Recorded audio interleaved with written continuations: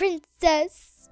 This is Paige. And this is Daryl. This is our review of Disney Princess Enchanted Journey. Well, that certainly explains our regal intro and your excitement, Paige. From Papaya and Disney Interactive Studios and rated E for everyone, Disney Princess's Enchanted Journey attempts to bring out that little princess in all of us. I can hardly wait! While this title is also available on the PlayStation 2, we just had to check out the Wii version to get that full-on princess experience. Now, besides the chance to meet some of your favorite Disney princesses, there is an overall story connecting them here. Once there was a magical kingdom that lots of bogs took over the whole kingdom.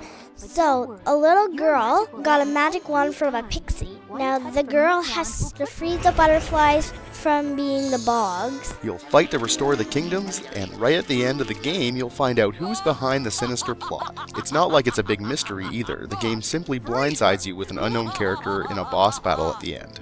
Once you pick your fanciest dress, favorite hairstyle, and preferred princess bling, you're ready to roll. There's a quick tutorial that shows the basics. You learn how to talk to different people, and you learn how to use your wands. You'll twirl, jump, cast your princess magic, and twirl some more as you go on to help each of the 4 main princesses. So in every princess level, there's 3 chapters. You have to defeat all 3 chapters to free that princess's world.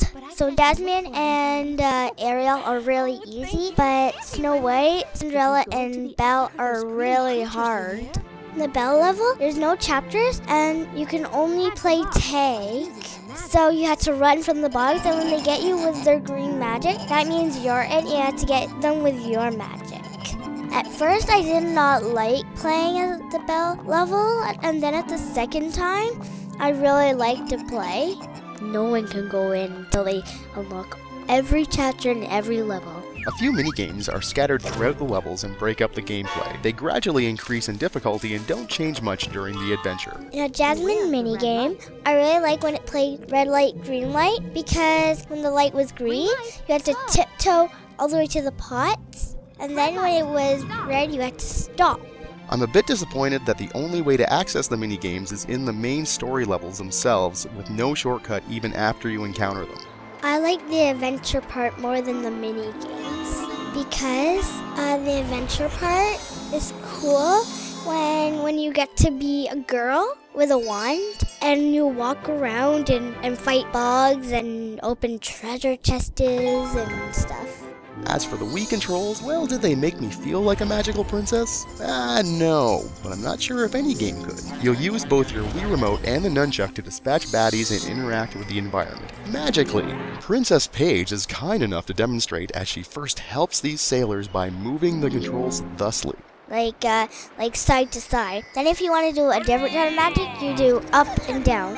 And another kind of magic that is cool, you just have to put the controller up for a second, and then zap it right down, and then it does a really big burst of magic.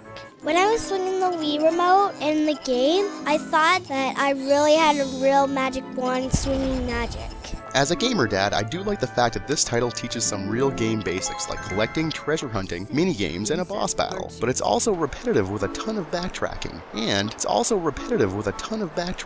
See what I mean? Players collect gems along the way. They help guide your path and are found in treasure chests. They're also used for nothing and count up to $9.99 until your counter simply maxes out. Now, as for the important question, will my kid call out for help every 2 minutes while playing? Well, yes and no. Because there's some backtracking, the path isn't always immediately obvious, and while the pixie does give some audio reminders, the tips aren't very detailed. But your health bar also magically regenerates, so damage is kinda irrelevant. A multiplayer option allows you to start a co-op match with not 1, but 2 eager princesses adventuring side by side. And of course we had to check it out. That's you, Daddy. That girl that has all that stuff. That's you and that's me. Aren't they pretty? Dad, I think I know what you have to do now. Well, we have flowers on our wands now. You did it with a swirl of magic. Look, it's dopey. Some of the visuals and the fact that most multiplayer minigames simply play out in turn and not in tandem make me think the second player was a bit of an afterthought here. The developers did a decent job portraying the characters and environments. The voices of the princesses are a pretty good match, sometimes too good. Oh, hello there. I'm Snow White. While it's understandably fun for girls to play in Disney-themed worlds like this, some of the text is a little off the mark for the audience. I have no idea how many times I've heard my little 6-year-old delightfully squeal objective complete while she plays.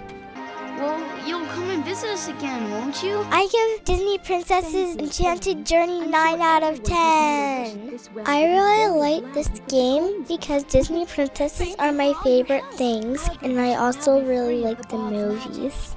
And I give it a 7 out of 10. Not many games are made for younger girls specifically, and while this one fills the niche fairly well, I do feel the developers were a bit lazy in a few areas. My favorite princess in the game is Belle because her dress is really pretty and I also really like her hair.